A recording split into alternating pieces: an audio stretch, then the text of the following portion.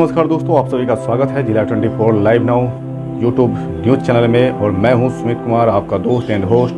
आज मैं फिर हाजिर हूं दोस्तों एक और नई खबर लेकर। आज मैं बताने वाला हूं आपको चीन और ताइवान के इतिहास के बारे में।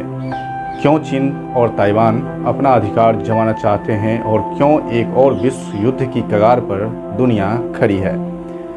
जी हाँ दोस्तों, तो चलिए कहानी को स्टार्ट करते हैं। जिस प्रकार ताइवान या ताइपी पूर्व एशिया में एक स्थित द्वीप है, यह द्वीप अपने आसपास के कई द्वीपों से मिलकर चीनी गणराज्य कहा जाता है। इसके पश्चिम में चीन जनवादी गणराज्य, उत्तर पूर्व में जापान, दक्षिण में फिलीपींस, जिसका मुख्यालय ताइवान द्वीप ही है।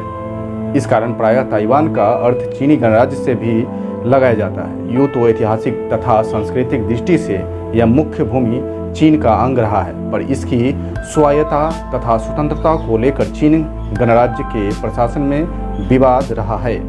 ताइवान की राजधानी है ताइपे। यह देश की वित्तीय केंद्र भी है और यह नगर देश के उत्तरी भाग में स्थित है। यहाँ के निवासी की मूलतः भाषा चीनी के फ्यूकियन है। इनमें ताइवानी वे कहे जाते हैं जो यहाँ द्वितीय विश्व युद्ध के पूर्व में बसे हुए हैं। ये ताइवानी लोग दक्षिण चीनी भाषाएं, जिनमें अमाय, सुओतोब और हक्का सम्मिलित बोलते हैं। जी हाँ दोस्तों, चीन के प्राचीन इतिहास में ताइवान का उल्लेख बहुत कम देखने को मिलता है। इसके अनुसार यह ज्ञात होता है कि तांग राजवंश 1618 से 1907 के बीच में चीनी लोग मुख्य भूमि से निकलकर ताइवान में बसने लगे थे।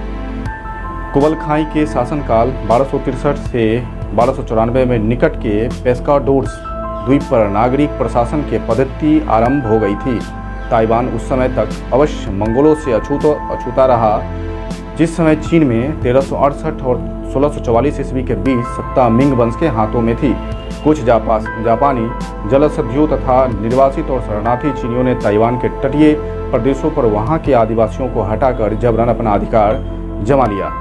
चीनी दक्षिणी पश्चिम और जापानी उत्तरी इलाकों में बस गए। तत्पश्चात 1517 में ताइवान और पुर्तगाली पहुंचे और उनका नाम ईसा फार्मोस रखा गया। 1622 में व्यापारिक प्रतिस्पर्धा से प्रेरित होकर डांचो पेस्कोड्स पर अधिकार कर लिया। 2 वर्ष पश्चात चीनियों ने डच लोगों से संधि की, जिसके अनुसार डचों ने उन द्वीपों से हटकर अपना व्यापार केंद्र ताइवान बनाया और ताइवान के दक्षिण पश्चिम भाग में फोर्ट जिलांडिया और फोर्ट प्रावेंडेंसिया और 2 स्थानों को निर्माण किया। धीरे धीरे राजनीति दांव पेच से उन्होंने संपूर्ण द्वीप पर अपना अधिकार जमा लिया। 17वीं शताब्दी में चीन में मिंग वंश का पतन हुआ और मांचू लोगों ने 1644 से 1912 ईस्वी में चिंग वंश की स्थापना की। सत्ता के लोभ में मिंग वंशीय चेंगचेंग कुंग ने 1661 से 1662 में डचों को हटाकर ताइवान में अपना राज्य स्थापित कर लिया। 1672 में मांचुओं ने चेंगचेंग कुंग के उत्तराधिकारियों से ताइवान भी छीन लिया। सन 1773 से 1776 तक ताइवान फ्यूकियन प्रदेश के प्रशासन में था। 1776 में उसे एक प्रदेश के रूप में मान्यता मिल गई। 1794 में चीन जापान युद्ध के बाद ताइवान पर जापानियों का झंडा फहराया गया, किंतु द्वीपवासियों ने अपने को जापानियों द्वारा शासित नहीं माना और ताइवान स्वतंत्रता के लिए संघर्ष करता रहा। द्वितीय विश्व युद्ध के समय जापान ने वहां अपने प्रसार के लिए औद्योगिकीकरण की योजना चलानी आरंभ कर दी, जिससे ताइवान जापान को अपना प्रतिनिधि मान ले, परंतु हुआ इसके विपरीत। ताइवान स्वतंत्रता के लिए लगातार संघर्ष करता रहा, जिस कारण जापान ने 1951 में वहां का सत्ता को त्याग कर जापान वापस लौट गए।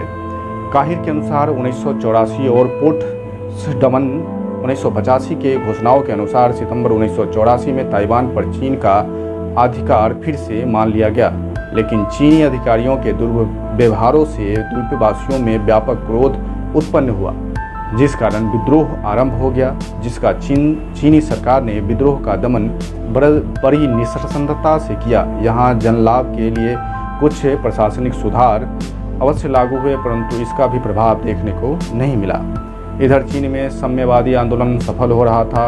अंतोगत्वा चांग कई शेख तत्कालिक राष्ट्रपति को अपनी नेशनलिटी सेनाओं के साथ भागकर ताइवान जाना पड़ा।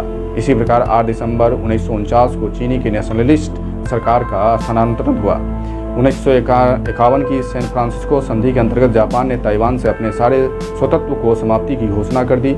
दूसरे ही वर्ष ताइपी में चीनी जापान संधि वार्ता हुई, किंतु किसी संधि में ताइवान पर चीन के नियंत्रण का स्पष्ट संकेत नहीं किया गया। तब से लेकर चीन ताइवान को अपने कब्जे में लेने का कोशिश कर रहा है। यही कारण है कि चीन बार बार ताइवान को अपना क्षेत्र बता रहा है और सुरक्षा की भी दृष्टिकोण से भी चीन के लिए ताइवान बहुत महत्वपूर्ण माना जाता है, क्योंकि ताइवान से चीन की महज मात्र 130 किलोमीटर की दूरी है और यहाँ अगर किसी और देश का सैन्य ठिकाना बन गया तो चीन को बहुत बड़ी परेशानी होगी। इसीलिए चीन ताइवान को भी किसी भी हाल में अपने अधिकार क्षेत्र में लाना चाहता है। यही कारण है कि चीन बार बार सभी देशों को ताइवान से दूरी बनाकर रखने को बोलता है और यही वजह विश्व युद्ध की ओर इशारा कर रहा है। दोस्तों, आज के लिए इतना ही। मिलते हैं एक और नई खबर के साथ। तत्काल के लिए इजाज़त दीजिए अपने भाई को, सुमित कुमार को, और देखते रहिए जिला 24 लाइव नाउ। जय हिंद, जय भारत।